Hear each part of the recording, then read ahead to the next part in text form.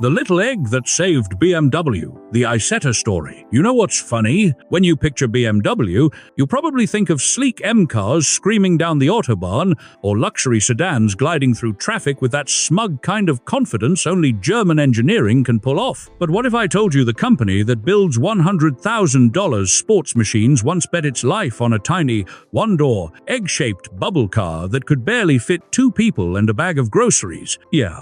That's not a joke, that's history. This is the story of the BMW Isetta, the little bubble that saved a giant. And before we roll out on this beautifully weird ride, do me a favor, if you love stories about cars that shouldn't have worked but somehow changed history, hit that subscribe button.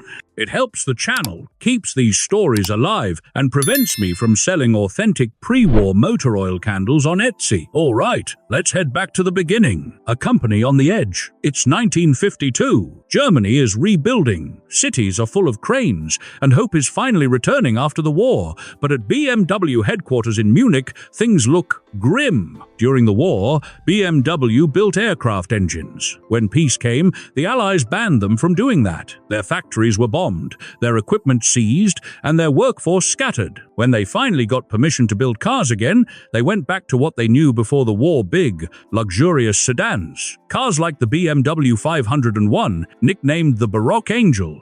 It was gorgeous, a rolling sculpture, but it cost as much as a house. And here's the problem. In 1950s Germany, almost no one could afford a house, let alone a luxury car. So while Mercedes found some success with their smaller 170 models, BMW's cars sat in showrooms collecting dust. The company was bleeding money fast. By 1954, BMW was in serious trouble. Mercedes even tried to take them over not as a friendly partnership, but more like a mercy killing. BMW's leadership knew they had one last shot: build something affordable, something for the average post-war family. The problem was, they didn't have the money to develop one from scratch. That's when an Italian refrigerator company entered the story. The refrigerator with a steering wheel. Down in Milan, a man named Renzo Rivolta was running a company called Isetta. They made refrigerators and scooters cheap, reliable, and practical.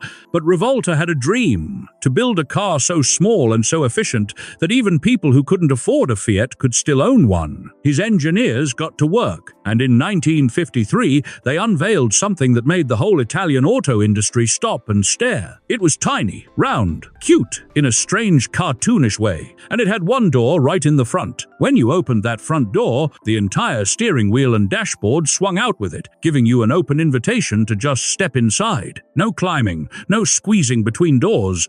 It was like being welcomed into a friendly, egg-shaped hug. They called it the Isetta, meaning Little ISO. It ran on a single-cylinder motorcycle engine, made about 9 horsepower, and could hit 47 miles per hour. It was cheap, efficient, and downright adorable, but it wasn't selling. Italians loved their Fiats, and the Isetta seemed a little too odd even for Italy. So Rivolta started looking for someone to license it. Someone desperate enough to take a gamble. Guess who fit that description perfectly? BMW's desperate gamble. When BMW engineers first saw the Isetta, they were skeptical. This was a company built on precision machines and performance heritage, and now their potential savior was a glorified scooter with a steering wheel and a fridge handle on the front. But desperate times make strange partnerships. In 1954, BMW signed a licensing deal with ISO. They bought the rights to build and redesign the Isetta for Germany, and the engineers, bless their pride, couldn't resist improving it. They swapped out the Italian motorcycle engine for one of their own, a 247cc single-cylinder 4-stroke from BMW's R25 motorcycle. It made 12 horsepower,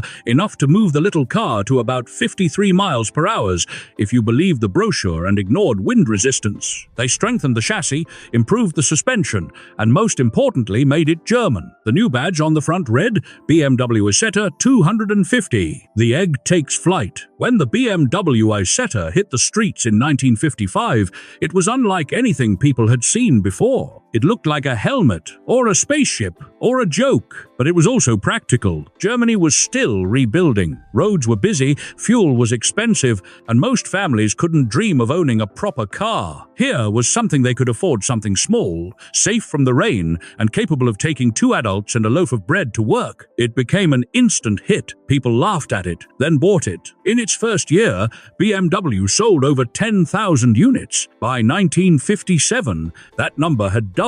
For the first time in a decade, BMW's finances started to recover. In fact, the Isetta sold so well that BMW expanded the line, introducing the 300cc version, then a 600 model with a tiny back seat and even a twin-cylinder engine. At its peak, more than 160,000 Isettas rolled off the assembly line. To put that in perspective, without those sales, BMW might not exist today. Life inside a bubble. Now, let's be clear, driving an Isetta was not glamorous.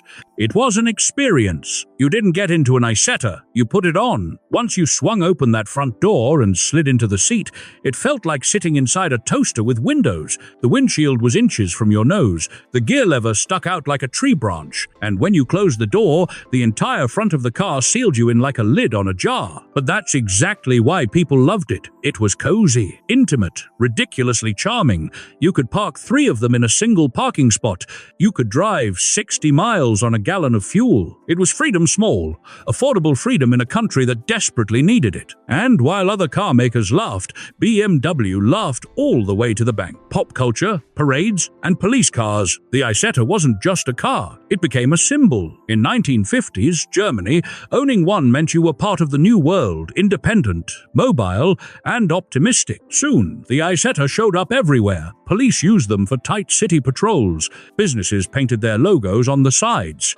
And in Britain, the Isetta was built under license too, buzzing around London like little mechanical bees. In America, the Isetta even made a brief appearance, imported as a microcar curiosity. People either adored it or called it a rolling joke, but that didn't matter. By then, it had already saved BMW, the end of the bubble. By the early 1960s, Germany was changing fast. People were earning more money, highways were expanding, and the dream of the proper car was back. Suddenly, families didn't want microcars anymore. They wanted room for kids, luggage, and dignity. Sales of the Isetta began to fall. BMW quietly phased it out, replacing it with something more serious, the BMW 700, a compact coupe that hinted at the sporty DNA to come. And just like that, the bubble burst. But the Isetta had done its job. It kept the lights on, paid the bills, and bought BMW enough time to reinvent itself. Without it, there would be no 2002, no M3, no modern BMW at all. Legacy of the little egg. Today, the BMW Isetta is a collector's treasure, part toy, part artifact, part miracle. When you see one on the road, it looks like something straight out of a Pixar movie. Kids point, adults smile, nobody frowns. It's a reminder of a time when engineers didn't just think outside the box. They built the box, put wheels on it, and called it a car. The Isetta may not have been fast, or powerful, or even practical by modern standards, but it represented something priceless, creativity born from desperation. And that's the real magic of automotive history. Every legend from Ferrari to Ford has that one moment when everything could have fallen apart. For BMW, that moment was shaped like an egg. Final thoughts. So next time you see a BMW roaring down the highway, remember, behind every roaring M3 is the quiet little hum of a single-cylinder Isetta, the humble machine that saved a legacy. And hey, if you enjoyed this ride through history, give that like button a gentle tap and subscribe for more stories that prove one thing: the strangest ideas sometimes build the strongest legacies. Because here on Car History, we don't just talk about cars, we talk about why they mattered.